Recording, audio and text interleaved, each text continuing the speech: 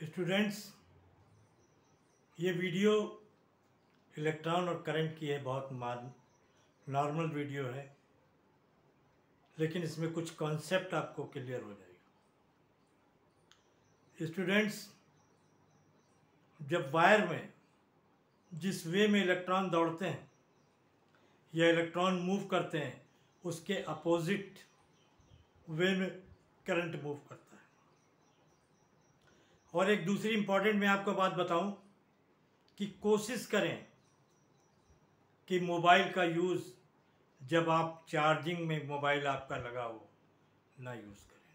कोशिश करें इमरजेंसी को छोड़कर, क्योंकि जब आप मोबाइल को यूज़ करते हैं बिना चार्जिंग के, तो केमिकल एनर्जी इलेक्ट्रिकल एनर्जी में कन्वर्ट हो रही होती है। और जब आप मोबाइल को चार्जिंग में लगाते हैं तो इलेक्ट्रिकल एनर्जी जो है वो केमिकल एनर्जी में चेंज हो रही होती है, बिल्कुल अपोजिट डायरेक्शन में है। तभी आप कहते हैं कि यार हमारी बैटरी बहुत जल्दी ख़राब हो गई। तो कोशिश करें कि आप ना इस्तेमाल करें। ये एक पॉइंट है, यहाँ से इलेक्ट्रॉन ए से इलेक्ट्रॉन जो है बी की तरफ जा रहे हैं। बी इलेक्ट्रॉन्स को ले रहा है, ए इलेक्ट्रॉन्स को निकाल रहा है। ए का ऑक्सीडेशन हो रहा है और बी का रिडक्शन हो रहा है। बी का रिडक्शन हो रहा है। जहां पर इलेक्ट्रॉन का फ्लो होता है वहां पर करंट इंड्यूस हो जाती है, मतलब करंट पैदा हो जाती है। अगर उस रास्ते में एक तार आप जोड़ दें और उस तार को आप अपनी इलेक्ट्रिकल डिवाइस से जोड़ दें तो वो काम करने लगेगी। तो क्या है, ए इलेक्ट्रॉन दे रहा है और बी इलेक्ट्रॉन ले रहा है, मतलब ए का ऑक्सीडेशन हो रहा है और बी का रिडक्शन हो रहा है। यहाँ पर इलेक्ट्रॉन का फ्लो हो रहा है। जहाँ पर इलेक्ट्रॉन का फ्लो होता है वहाँ पर करंट इंड्यूस हो जाता है, मतलब करंट पैदा हो जाता है। मतलब करंट और इलेक्ट्रॉन का डायरेक्शन का फ्लो एक दूसरे के अपोजिट होता है। करंट इधर बहेगी और इलेक्ट्रॉन इधर मूव करेंगे।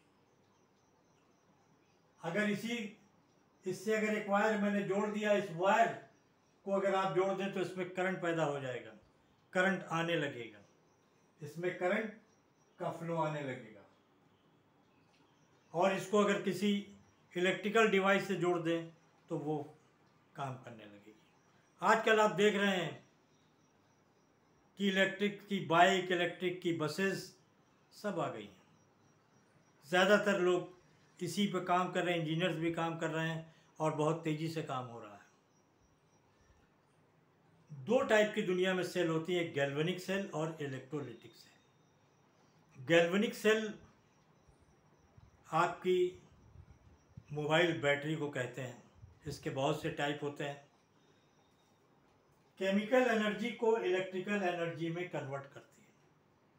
जब आप मोबाइल से बात करते हैं तो बैटरी में आपके केमिकल एनर्जी रहती है।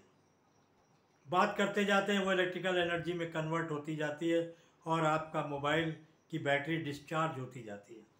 डिस्चार्ज होती जाती है, केमिकल एनर्जी को इलेक्ट्रिकल एनर्जी में कन्वर्ट करता है। Discharging of mobile battery gradually when you are using mobile. और जब आप बैटरी को धीरे धीरे बैटरी जो है वो यूज़ होती जाती है और डिस्चार्ज होती जाती है। अब दूसरा है चार्जर। चार्जर जो है इलेक्ट्रोलिटिक सेल है, जो इलेक्ट्रिकल, अब आप जब मोबाइल को चार्ज करते हैं तो आप उसको करंट ही तो देते हैं।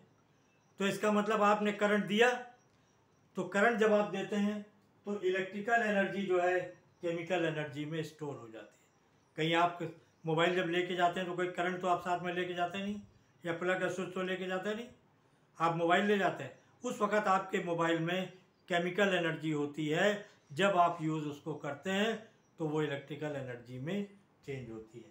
इलेक्ट्रिकल एनर्जी और केमिकल एनर्जी में कन्वर्ट करता है when you are charging the mobile here the battery chemical are regenerate. जब आप चार्ज करते हैं तो बैटरी के जो केमिकल हैं वो रीजनरेट होने लगते हैं। आप बैटरी को निकाल के बार बार तो मोबाइल से चार्ज करते नहीं, तो केमिकल जनरेट हो सकते हैं। अच्छा वीडियो था और आपके काम का वीडियो है, आपको जो है फ़ायदा देगा। Okay, thank you.